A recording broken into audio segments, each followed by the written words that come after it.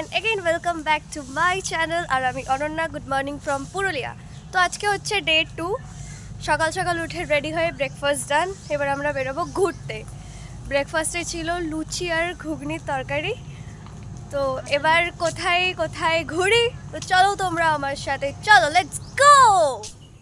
তো আমরা তো গেছিলাম সবার প্রথমে কাঠের দুর্গা মন্দির, যেটা কিনা ছিল আমরা যে প্রপার্টিটাতে ছিলাম ঠিক তার পিছন দিকে। আর এই হচ্ছে কাঠের দুর্গা মন্দিরের এন্ট্রেন্স। এখান থেকে ঢুকেই খুব সুন্দর একটা খোলামেলা জায়গা আছে, সেখানে একটা মাটির মন্দির আছে আর যার ভিতরে মা বসে আছেন। তো দেখতে থাকো তোমরা।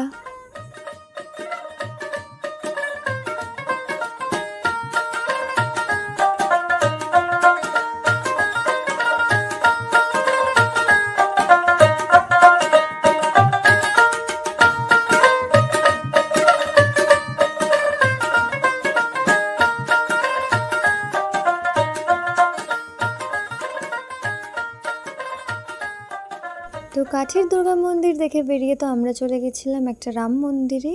আর ওই যে দূরে ওটাই হচ্ছে রাম মন্দির। আর মন্দিরে ঢোকার এন্ট্রেন্সে একজন বসেছিলেন, যার কাছে কিনা বিভিন্ন রকমের পাতা ফল এইসব আর কি ছিল। এক একটার এক এক রকমের কাজ। কোনো পাতা ব্যথা সারাতে সাহায্য করে, আবার কোনো ফলের দানা হয়তো অ্যালার্জির জন্য কাজ করে। তো ওনার কাছ থেকে এইসব নিয়ে কথাবার্তা বলে আমরা চলে গেলাম মন্দিরে। আর এই মন্দিরের চারদিকে রামায়ণের পুরো গল্পটা সুন্দর করে ছবির মাধ্যমে ফুটিয়ে তুলেছে।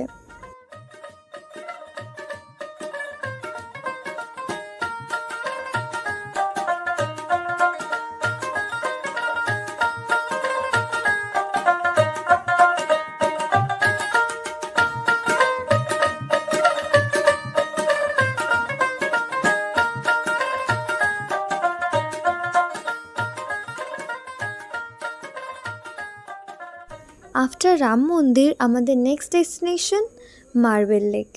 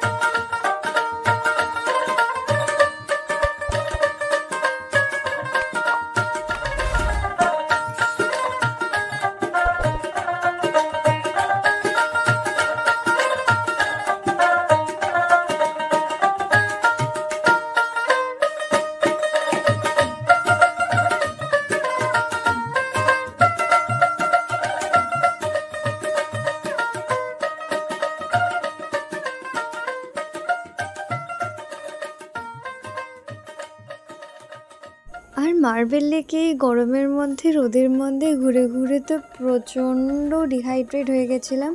তো নিজেদেরকে হাইড্রেট করার জন্য এখান থেকে শসা কেনা হয়েছিল। আর খিদেও পেয়ে গেছিলো, কারণ ব্রেকফাস্টটা অনেক সকালে করেছিলাম, তার জন্য কুল কেনা হয়েছিল। তারপর তো মার্বেল লেক থেকে বেরিয়ে আমরা চলে আসি ভামরি ওয়াটারফলসে। থেকে কিনা অনেকটা সিঁড়ি নিচে নামার পর আমরা সেই ওয়াটারফলসটা দেখতে পাবো।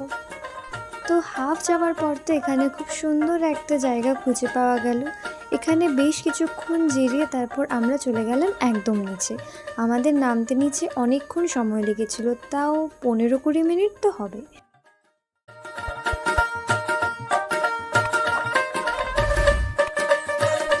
আবার তো এই গরমে এতটা নিচে নামা, এতটা ওপরে ওঠা, উঠতে উঠতে তো প্রচণ্ড হাঁপিয়ে গেছিলাম আর প্রচণ্ড তেষ্টা পেয়েছিল। গরমের মধ্যে আইসক্রিম করছিল ঠিকই, বাট এই আখের রসটা দেখে আর আইসক্রিম খাওয়ার ইচ্ছে হলো না। হেলদিও হবে আর মনও ভরবে। তো এই এসে গেছে আমার আখের রস। আর এই আখের রসটা পেয়ে তো জাস্ট মনে হচ্ছিলো যেন আমি হাতে স্বর্গ পেয়ে গেছি। তো তারপর আমরা আবার চললাম আমাদের নেক্সট ডেস্টিনেশনের উদ্দেশ্যে। আর নেক্সট ডেস্টিনেশনে যাওয়ার পথে রাস্তার ধারে দেখলাম এরকম বিভিন্ন রকমের জিনিস নিয়ে বেশ কয়েকজন লোক বসে আছে। তো গাড়িটা ওখানে থামিয়ে তাদের এই কাঠের বিভিন্ন রকমের জিনিসপত্রগুলো দেখে আমরা আবার চললাম আমাদের নেক্সট ডেস্টিনেশনে। ভামরি ওয়াটারফলস থেকে এলাম। তো আমি বলবো যে যাদের হাঁটতে অসুবিধা হয় তারা প্লিজ নেমো না।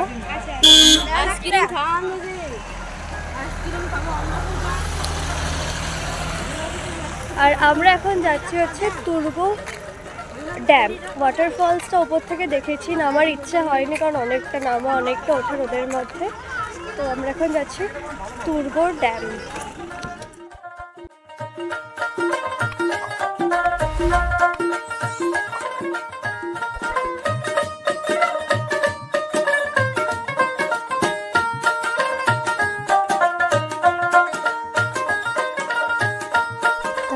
আমরা রওনা দিই আমাদের নেক্সট ডেস্টিনেশন মুখোশগ্রামের দিকে।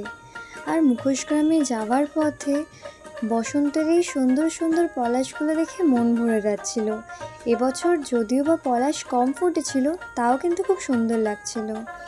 বসন্তকাল ছিল ঠিকই, বাট গরমটা অনেক বেশি ছিল। গরম আছে তো কই বাত নেই, গরমেও তো ঘুরতে হবে। গরম পড়েছে বলে কি ঘুরবো না? তার জন্য গাড়ি থেকে নেমে নিজেকে ভালো করে প্রোটেক্ট করে বেরিয়ে পড়লাম মুখোশগ্রাম ঘুরতে। আর এখানে তো সব জায়গায় এত সুন্দর সুন্দর মুখোশ তৈরি হচ্ছে, এত নিখুঁত কাজ করছে, এত ধৈর্য ধরে কাজ করছে, মানে কোনটা ছেড়ে কোনটা দেখবো বুঝতেই পারছিলাম না। আর এই মুখোশগ্রাম দেখার বেস্ট টাইম হচ্ছে বিকেলবেলা। বিকেলবেলা এলে শান্তি মতো ঘুরে যাবে। তো বেশ কিছুটা এগোতেই এখানে দেখতে পেলাম জুয়েলারির দোকান। তো জুয়েলারি যখন দাঁড়িয়ে পড়লাম, এখান থেকে কিছু জুয়েলারি কিনে আমরা আবার এগিয়ে গেলাম সামনের দিকে।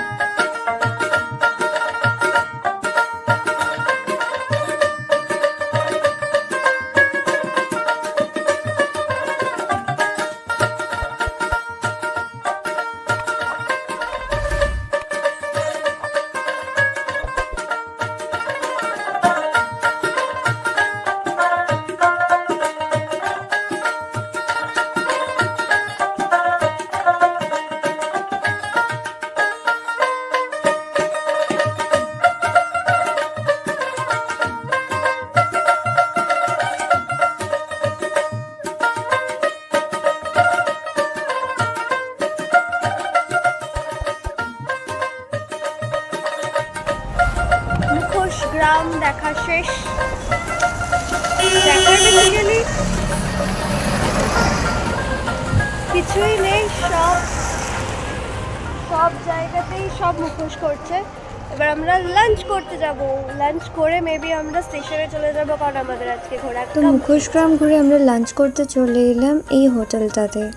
এর পাশাপাশি দুখানা হোটেল আছে, হোটেলটাতে তোমরা গেলে কেউ লাঞ্চ করো, কারণ খাবারগুলো খুবই ভালো। আমরা এখন এই যে পলাশ ফুল গলায় পরে পলাশ বাগানের কাছে দাঁড়িয়েছি একটু ফটোশুট করতে। কানে ফুল গুঁজেছি, গলায় মালা পরেছি, হাতে এতগুলো ফুল দিয়েছি, আলাদাই ব্যাপার। কিন্তু এই রোদে মুখে যা ট্যান পড়ছে, যা পুড়ে যাচ্ছি। কি চাইছো? আসো আসো, কত ফুল তুলেছি দেখাচ্ছি তোমাদেরকে, চলো। তো তারপর তো আমরা ওখান থেকে বেরিয়ে চলে গেলাম আমাদের নেক্সট ডেস্টিনেশন পাখির পাহাড়ের উদ্দেশ্যে। আর যাওয়ার পথে এই সিনারিগুলো দেখতে যে কী ভালো লাগছিল বলে বোঝানোই যাবে না।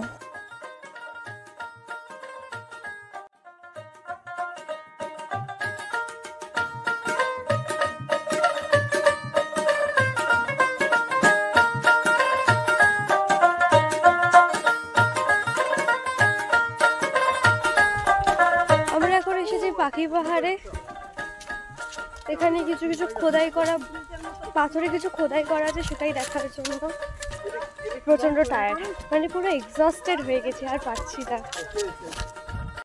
তো আমি তোমাদের সাজেস্ট করবো এখানে এসে গাইড নিয়ে নিতে, কারণ না হলে তোমরা যেখানে যেখানে খোদাই গেছে সেই লোকেশনগুলো খুঁজে পাবে না। আর যেখানে যেখানে খোদাই করা ছিল সেগুলো তো নিচে ছিল না, বেশ কিছুটা পাহাড়ে উঠে উঠে দেখতে হচ্ছিল। তো একটা অ্যাডভেঞ্চার হচ্ছিল, আর জঙ্গলের মধ্যেখানে পড়ন্ত বিকেল জাস্ট অসাধারণ লাগছিল। তোমরা গেলে বিকেলের টাইমটাতে যাওয়ার চেষ্টা করো, তাহলে অনেকটা সময় কাটাতে পারবে আর খুব ভালোভাবে কাটাতে পারবে, কারণ ওই টাইমটাতে কোনো রোদ থাকবে না।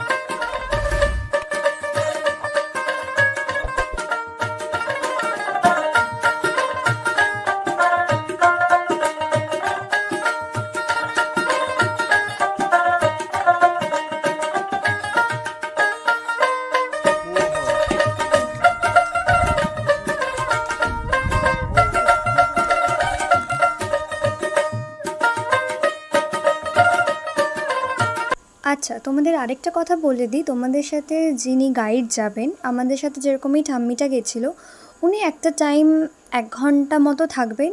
তারপর তোমাদের ওনার সাথে, তোমরা যে লোকেশন থেকে যাবে ওনার সাথে ওখানে চলে আসতে পারো, অথবা তোমরা তোমাদের মতো ঘুরতে পারো। আর ওয়েট, এখানে শোনো পাখির আওয়াজটা, কি অপূর্ব লাগছিল।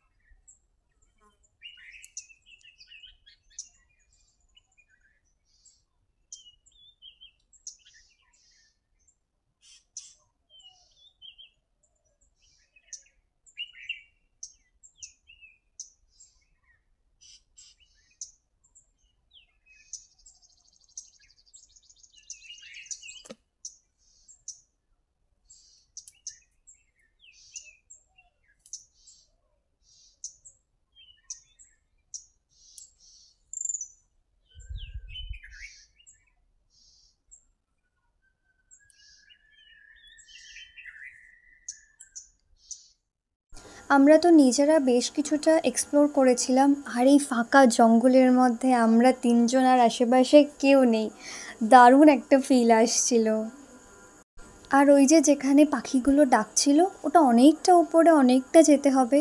আর ওখানে গিয়ে পুরো ফাঁকা, চারদিকে কেউ নেই, চারদিকে শুধু জঙ্গল, গাছপালা, পাহাড়, আর আমরা 3জন ওই পাহাড়ের মাঝখানে বসে আছি। উফ, একটা আলাদাই ফিলিংস, যেটা আমি এক্সপ্লেন করে তোমাদের বোঝাতেই পারবো না। মানে আমি এখন বলতে বলতে কতটা এক্সাইটেড হয়ে যাচ্ছি।